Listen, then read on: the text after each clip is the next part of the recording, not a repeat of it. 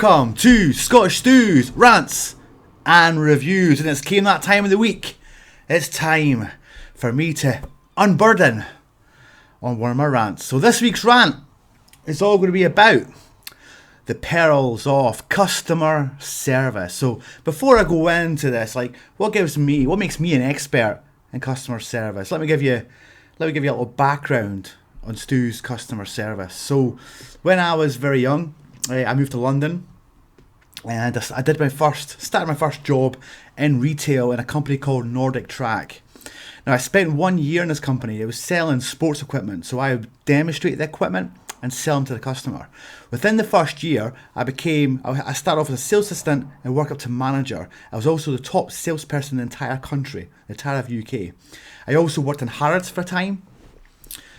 From then on, I moved back to Scotland. I was a manager for a company called Game Station, then later became Game for many, many years.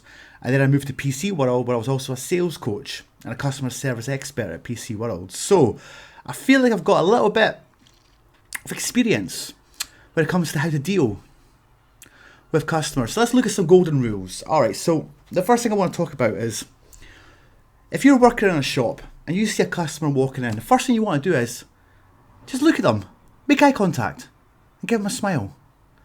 The last thing I want to see when I walk into a shop is you looking down or looking on your phone or talking to your pal about the weekend. Now listen, that doesn't mean to say I want you to run over and give me a hug. I don't want you to run over and high five with Stu. Hey, welcome to my shop. No. Just a bit of acknowledgement. Just, hello, alright, how you doing? Alright, sorry, not Joey from Friends. Just, hello, just greet me, okay? But from there on in, I don't want to be sold something I don't want to be sold. So one of my rules is smile, eye contact, then just leave me alone. But be aware I'm there. Sure, maybe say something to your friend, but watch. I don't have to come hunting for you. So for example, I'm now in a shop, I see something I want to buy, but I'm not sure, I've got a question, maybe it's not got a price tag on it. I look around. It's like the goddamn Sahara Desert. Where is everybody? No one's here. And then I look up and I see you chatting to your pal, not looking at me. And I've now got to climb stairs and say, how much is this? We don't want that. So I want you to be aware of that. That's the one thing. So I'll just start off minor. So the next golden rule I'm going to say is, don't ignore your customer. I'm going to tell a little story. So back in my meat eating days, I walk into McDonald's and it's 9 in the morning or whatever. I want a breakfast, yeah? There's nobody there. Not a single customer there, right? But I see 6 members of staff all milling around doing whatever. They're setting things up. So I stand there patiently. Not one single person gives me eye contact. Not one single person gives a Stu any eye contact. And that's okay. But 1 minute goes past. 1 minute creeps into 2. 2 minutes creep into 5. Now I'm starting to get angry. I'm starting to get a bit hot under the collar. I'm starting to get a bit ragey. All I want at this point is, hi there, we're a little bit busy. We'll get to you when we get to you. You tell me that. I'll wait 10 minutes happily. But you won't ignore the Stew. So I'm boiling up. And then you know what I did? I want to tell you that I started shouting. I want to tell you that I started doing crazy stuff. I walked away. That's what I did. For once I kept it cool and I walked away. But they lost a sale. Another time, and this is the one time that I really got triggered, right? So I'm in an Indian restaurant. So I sit down. Nice Indian restaurant. I order my pint of lager, my starter, and my main course. Now, out of all of that, what do you think should come first? Pint of lager, right? Quench that thirst. So Stu's sitting there. Here comes the woman. Order my stuff. She goes away. Brilliant. Woman comes back, waiting for that lovely pint of Tennent's lager. She puts down my starter. I'm like, okay, fine, starter. So eating the starter, it's a bit hot and spicy, so I'm getting a bit sweaty here, eh? Eating away. I'm like, I really could do with a bloody drink. So I'm not enjoying the starter like I could. Not enjoying it like I could.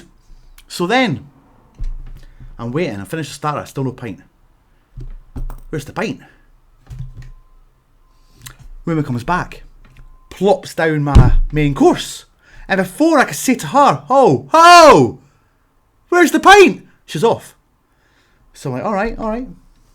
Show a bit of patience, Stu. So I'm munching into this korma and I'm dipping my naan and I'm getting angry and I get thirstier. Like my eyes are starting to water now with the spices. I looks up and the same woman who took my order is now on the counter, staring at space, completely bored. So I snap, I stand up and I go, Ho! And she looks at me. And I look at her and I go, and then she's like, runs and gives me a pint. But why? Why did I get to that situation in the first place? Good customer service isn't difficult. Sometimes there's situations where you don't talk to the customer. For example, hairdressers, right? When I go to a hairdresser, I want to sit down in that hairdresser, get my hair cut. I don't want to tell you what I'm doing this weekend. I don't want to tell you what I'm doing on my holidays. I don't want to tell you what I'm getting for my tea. I don't want to tell you nothing, right? For many years, I used to go to Turkish barbers because they don't want to talk. They might know minimal English. And I kind of like that, you know. Give me the haircut, understand what I want. It's not a complicated haircut, you know, bit spiky, it's easy, right? Easy, simple haircut. Don't talk to me. And recently, my God, right? You're in the hairdressers and you've got to wear a mask, right? So they're always asking you a question when they're cutting the front of your hair. So what happens is the hair drops down into your mask. So you're talking and now you're choking on your own hair. And you can't, your hands are down and you've got this big sheet over you. So you can't just like adjust it. So now you're swallowing hair. And she's talking to you and you're like, yeah, that's right. Like, well, what? Just cut my hair. Please. Stop talking to me. Then even worse, not worse, but maybe on par, when you order the Uber or the taxi, I never want to sit in the front because they're the worst, most boring, derivative conversations you ever get. How you doing, man? Doing great. Doing much? Not really. Okay. And then it carries on. And then he'll tell you something in his life.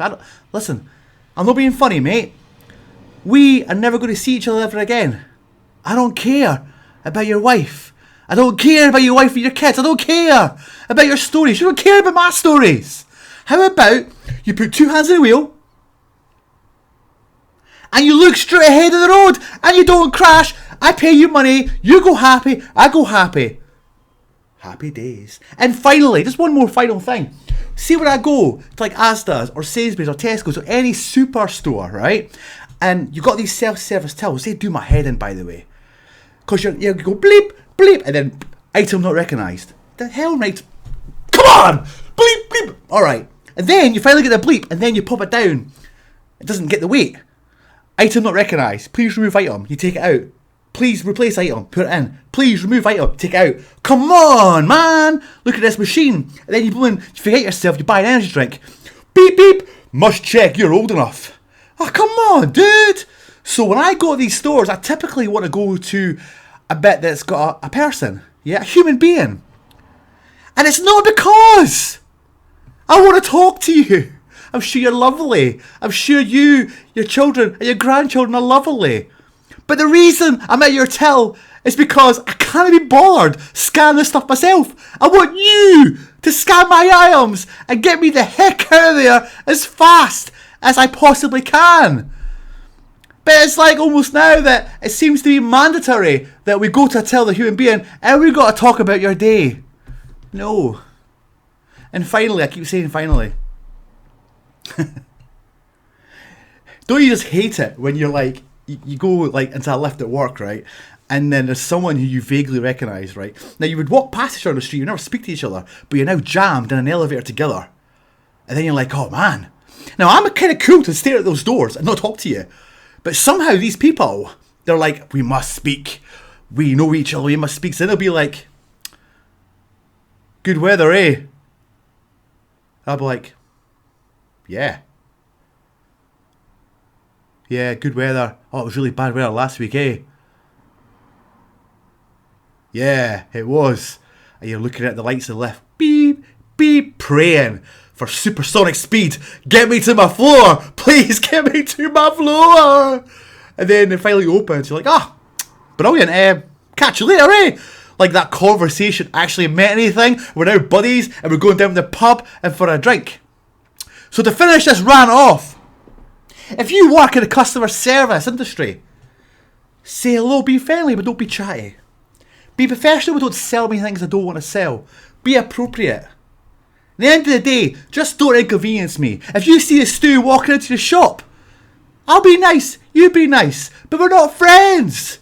Let's not be friends. I'm here for a service, you're here to do it. You don't care. You want your paycheck end of the month. I want my paycheck end of the month. Let's keep it like that. But let's also always have good customer service.